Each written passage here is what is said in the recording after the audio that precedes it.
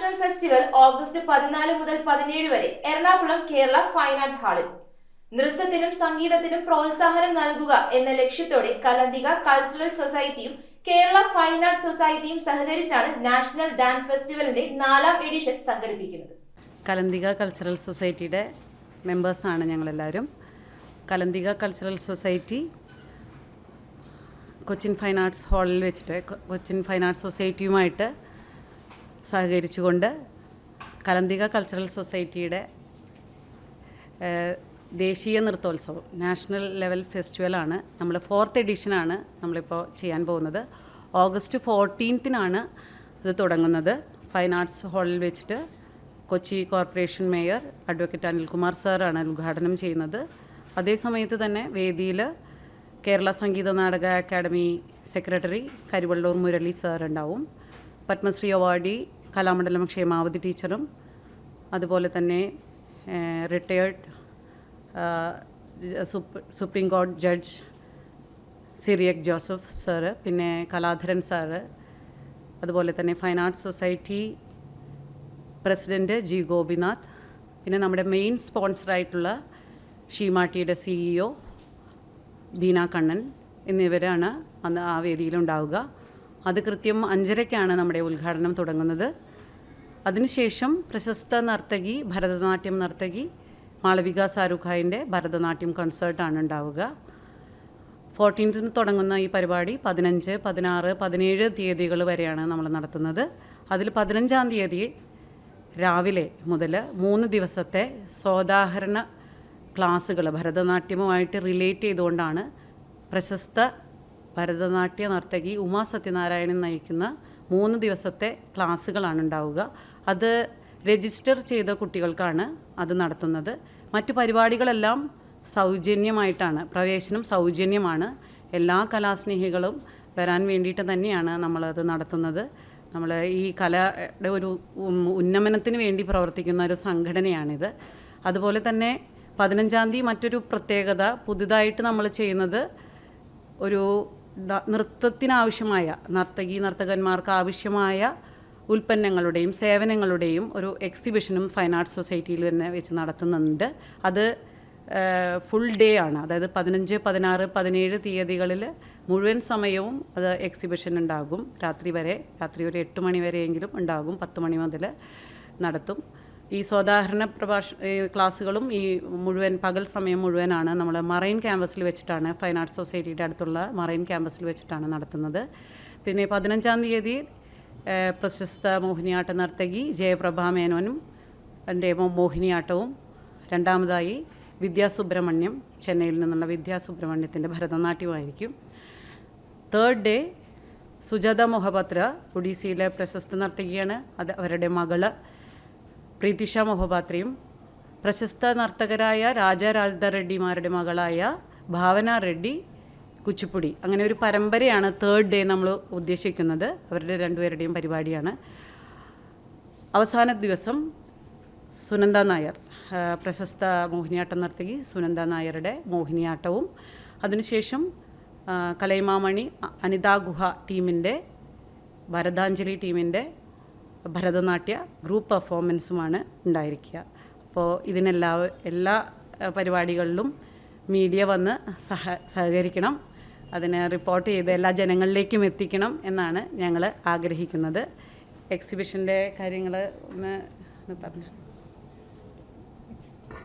Exhibition രാവിലെ 11 മണി മുതൽ രാത്രി 7-8 മണി വരെയാണ്. ഫൈൻ ആർട്സ് ഹാളിനോട് ചേർന്ന് അതിൻ്റെ സൈഡിൽ തന്നെയാണ് ഞങ്ങൾ അതിന് വേണ്ടിയുള്ള എല്ലാ സൗകര്യങ്ങളും സജ്ജീകരണങ്ങളും ഒരുക്കുന്നുണ്ട്.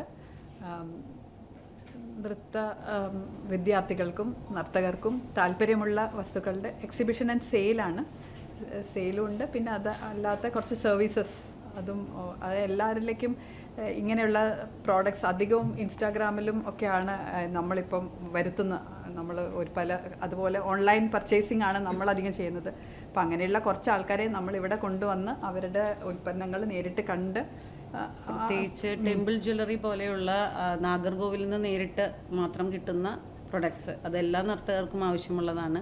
അതുപോലെയുള്ള പ്രൊഡക്ട്സ് ഉണ്ട്. ചെലങ്ക്, കുട്ടികൾക്ക് ഇത് പഠിക്കുന്ന കുട്ടികൾക്ക് വേണ്ട ബുക്സ് അല്ലേ? ബുക്സ് ആണ് ഞങ്ങൾ കുറച്ച് കണ്ടുപിടിച്ച് കൊണ്ടുവരാണ്. കുറേ പബ്ലിഷേഴ്സിൻ്റെ നിന്ന് ഡയറക്റ്റ്ലി ഡാൻസ് റിലേറ്റഡ് ബുക്സൊക്കെ വളരെ കുറവാണ്, ക്ലാസിക്കൽ ഡാൻസ് മ്യൂസിക്കൊക്കെ. അപ്പോൾ അതൊക്കെ ഞങ്ങൾ ശേഖരിച്ച് ഇവിടെ എത്തിക്കുന്നുണ്ട്.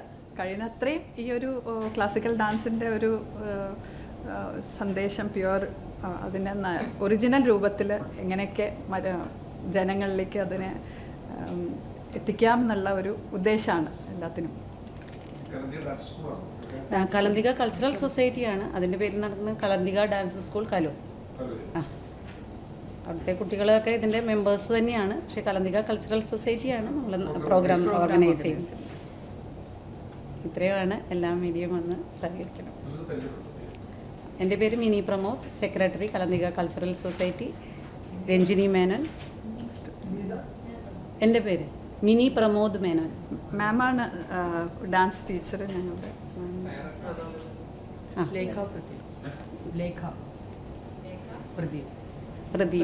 പ്രദീപ് ആൻഡ് പ്രിയങ്ക മേനോൻ. പ്രിയങ്ക മേനോൻ. രഞ്ജിനി മേനോൻ. അതിൻ്റെ founder and main organiser Mini മാമാണ്.